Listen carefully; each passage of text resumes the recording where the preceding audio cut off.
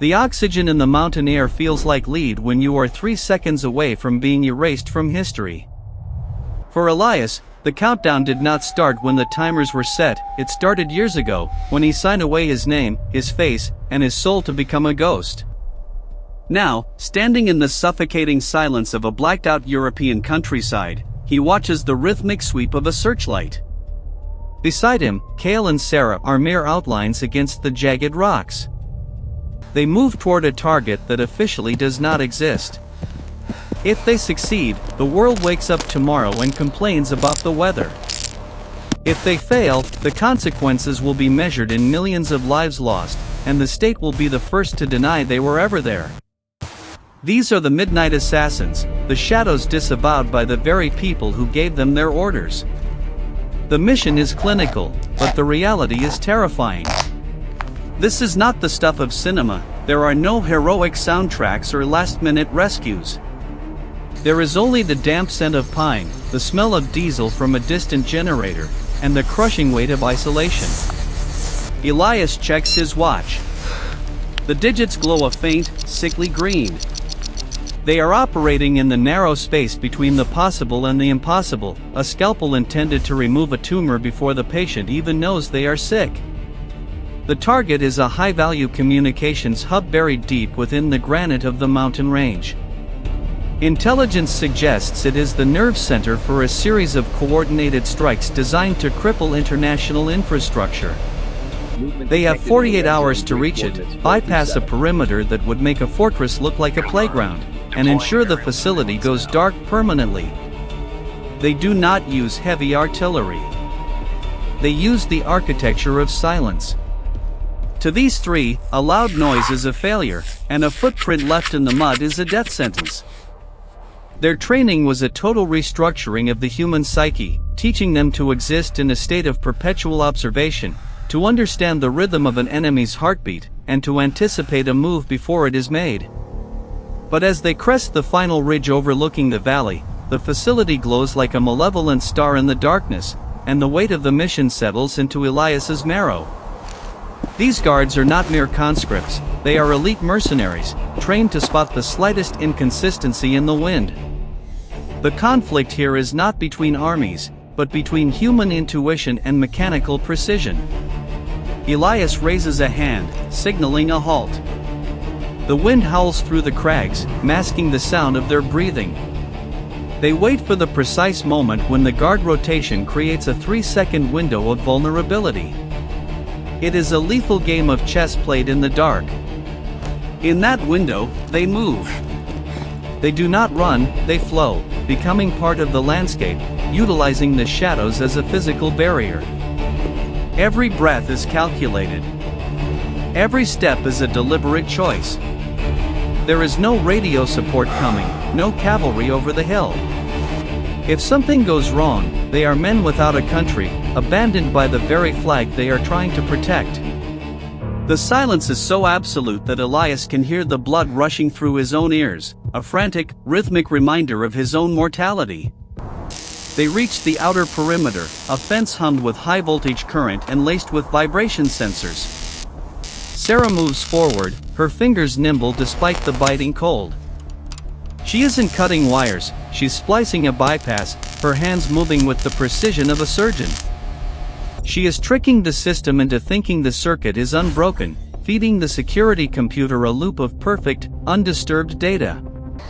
Elias watches the guard tower. He can see the glow of a cigarette, a human weakness in a fortress of steel. It's a reminder that even the most sophisticated systems have a heartbeat. The smell of the tobacco drifts down, a mundane scent that feels violently out of place in this theater of high-stakes sabotage. Once through the fence, the atmosphere shifts. The cold mountain air is replaced by the sterile, recycled oxygen of a high-tech bunker.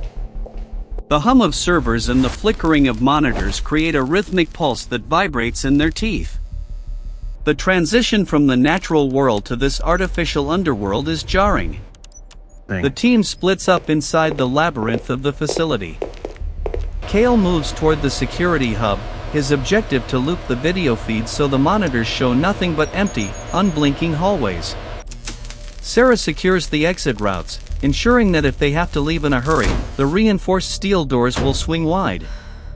Elias, the lead specialist, moves toward the core of the communications array. The floor is polished concrete, cold and unforgiving. The risk at this stage is absolute. A single misstep, a dropped tool, or a sudden change in a guard's routine could trigger a lockdown that would turn this bunker into a steel tomb. This is the dark reality of their existence. The margin for error is zero. Elias reaches the main console. He does not pull out a detonator. In the modern world, destruction is too loud, too obvious. He is there for sophisticated sabotage.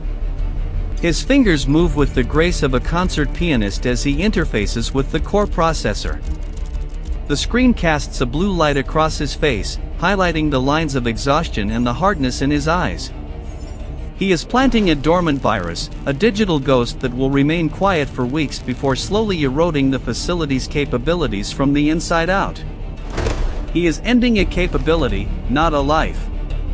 But as the progress bar on his handheld device crawls forward, the silence of the room is shattered by the sound of approaching footsteps. The rhythm is wrong. It is heavy, uneven. A guard, perhaps driven by a restless intuition or a forgotten cup of coffee, has deviated from his prescribed path. The team freezes.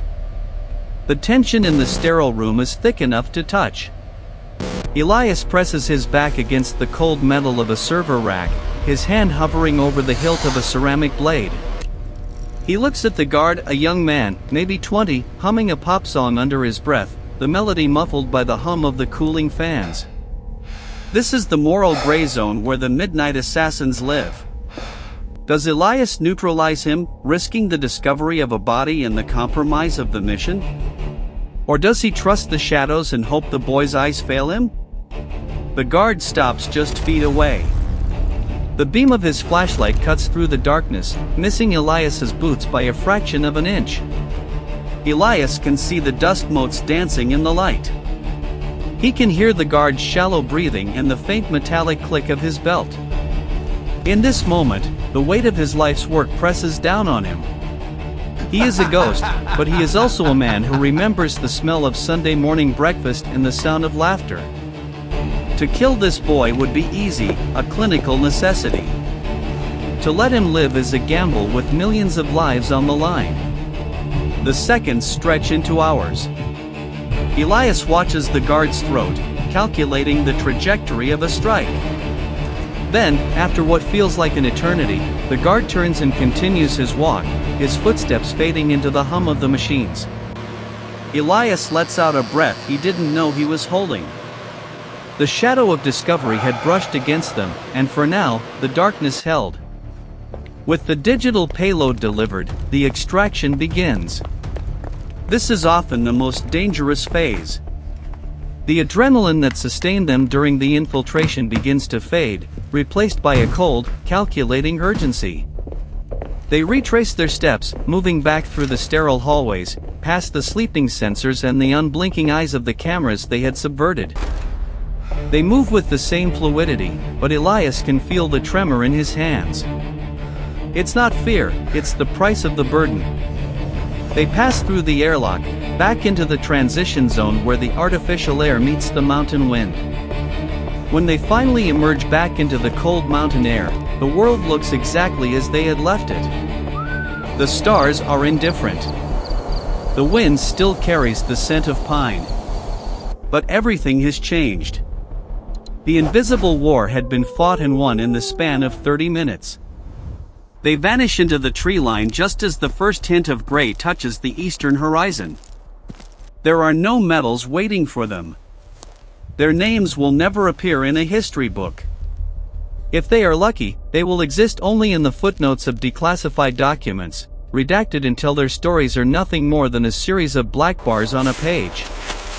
This anonymity is their greatest strength and their most profound sacrifice. They operate in a world where the lines between right and wrong are blurred by the necessity of the moment, where the survival of the many outweighs the safety of the few. It is a lonely, thankless existence, lived in the gaps between the headlines. Elias looks back one last time at the mountain. The facility looks peaceful, almost beautiful in the pre-dawn light, giving no hint of the digital poison now coursing through its veins. The psychological toll of such a life is immense. To live in the shadows is to be perpetually separated from the world you are trying to protect.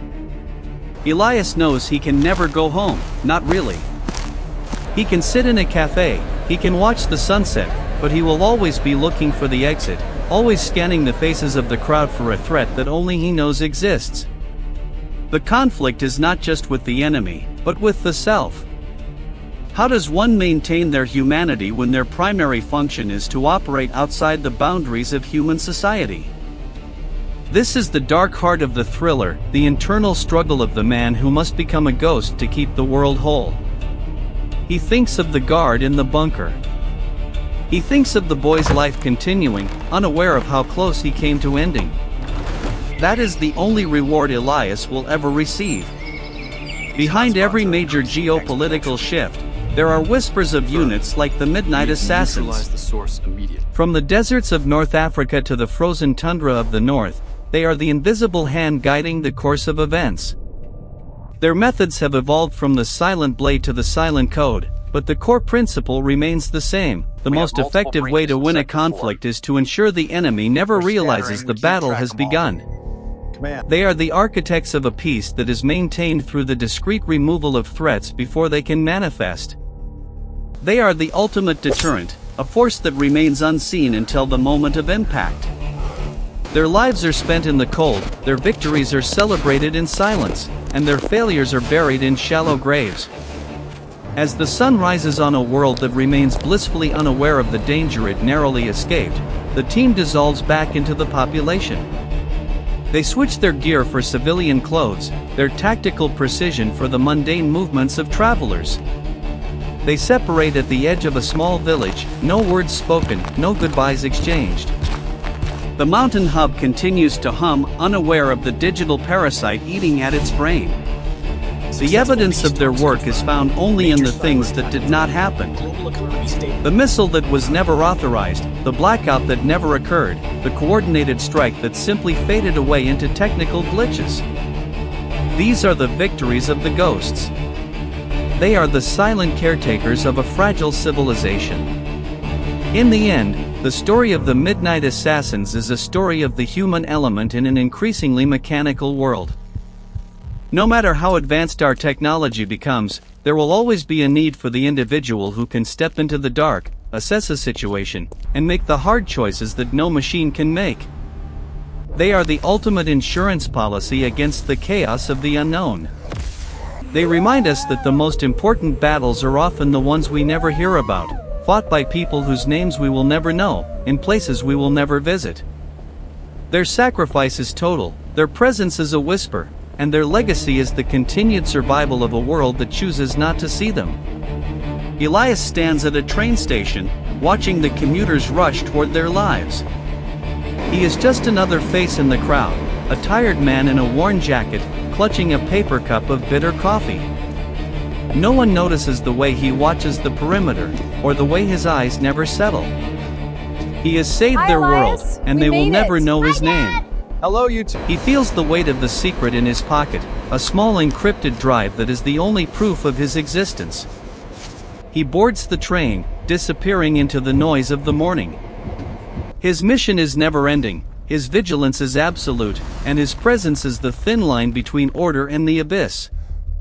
He is the shadow in the night, the whisper in the dark, and the silent architect of a future that the world takes for granted. As the train pulls away, the mountain fades into the distance, a silent monument to a war that never happened, fought by men who were never there. He leans his head against the window, the vibration of the tracks rattling his bones. The world moves on, oblivious and bright. In a few weeks, the facility in the mountains will suffer a catastrophic system failure. Technicians will scramble, managers will be fired, and a threat will be neutralized without a single shot fired.